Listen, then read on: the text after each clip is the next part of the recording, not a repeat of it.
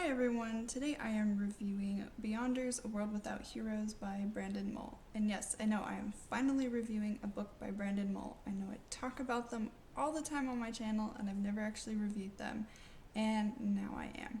So I first read this book when it came out in 2011, and then I reread it before the second book came out in 2012, and then I reread it again in May of 2020.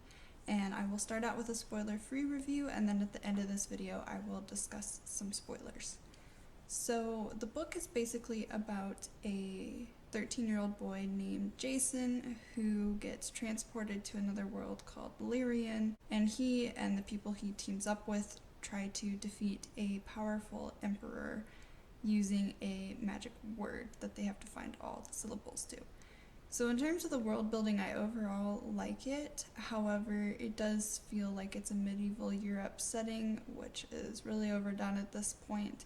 So I wish it were a little more unique, but he does add some unique magical elements to it, which helps. And I also really like that he creates his own humanoid races. So there are 3 different races besides humans on this planet, and 2 of them make an appearance in this book, and I really like that they're different from ones we have seen. They're completely new and unique. I also really like the repository of learning.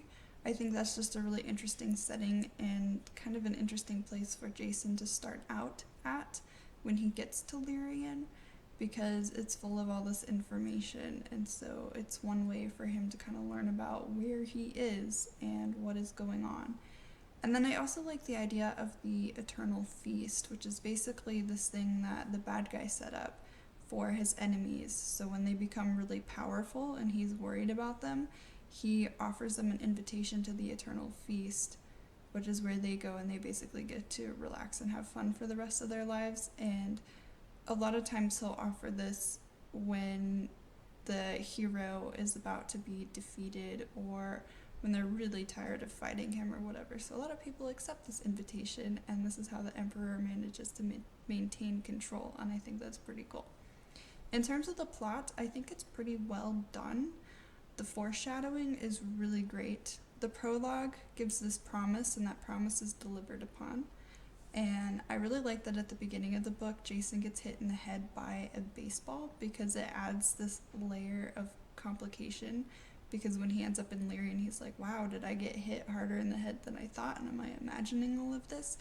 I just like that it adds that layer of complexity.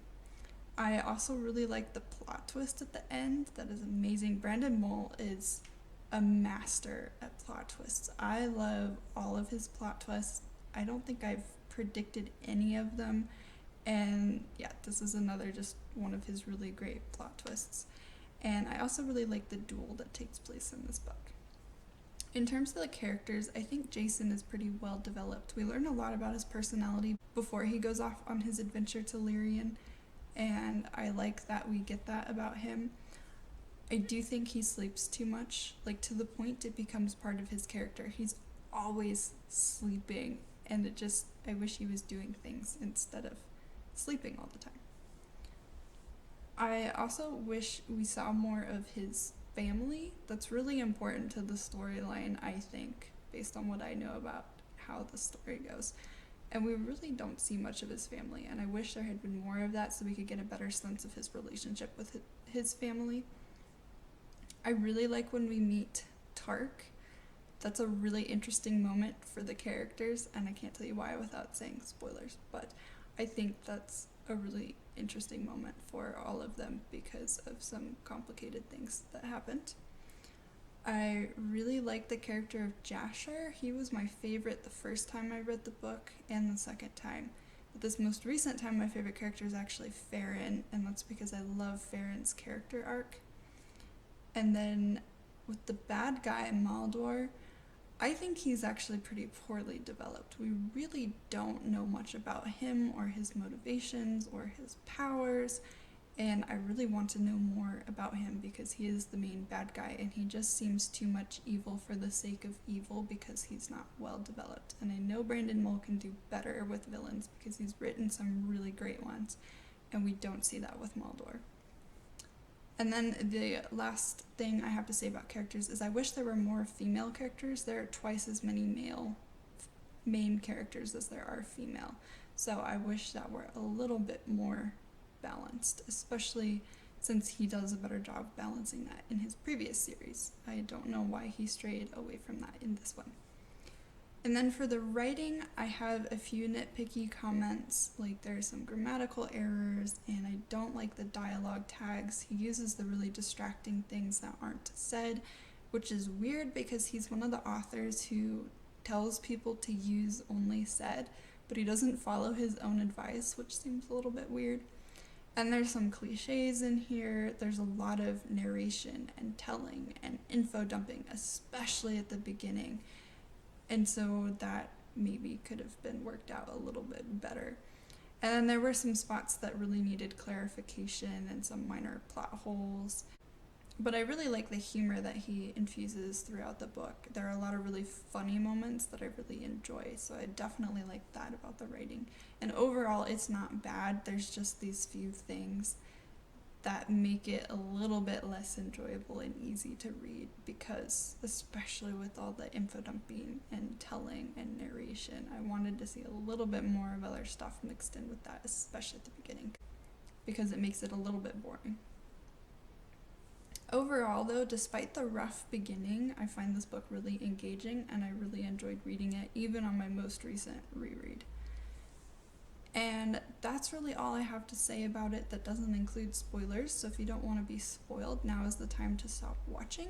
In terms of spoilers, I only have a few things to say. One is that I really like the Battle of Wits, especially the question that Rachel comes up for it. I thought that was a genius question. And then one of the things that I found kind of unbelievable at first was that Jason would win the Battle of Wits, but Mull actually sets it up in a way where it is believable, and he does that with something else in the book too, which is how the characters manage to accumulate so much money to help them with their cause. Those are things that I think could come off as, oh, well, the author just wrote it that way for the sake of the story, but he actually explains it to the point that it actually seems believable and not just author waving their magic wand and making this happen because they wanted it to. And then a few things that I didn't like that are spoilery. I didn't like the convenience of Rachel showing up at the tavern right after Jason did. That seemed a little bit too much of a coincidence. That was really convenient for the story, and I wish that was explained a little bit more. I thought that finding the last syllable, which is the second syllable in the word, was too easy. I wanted it to be more challenging. And then I'm sad that the characters did not mourn Jasher. I know he's an Amar Cabal, which means you plant his seed and he comes back to life eventually, but he's still gone for the time being, and that'd be quite a shock, and I think they should mourn him at least a little bit, and that doesn't happen. But those are all my thoughts on the first Beyonders book. What are your thoughts on it? Have you read it?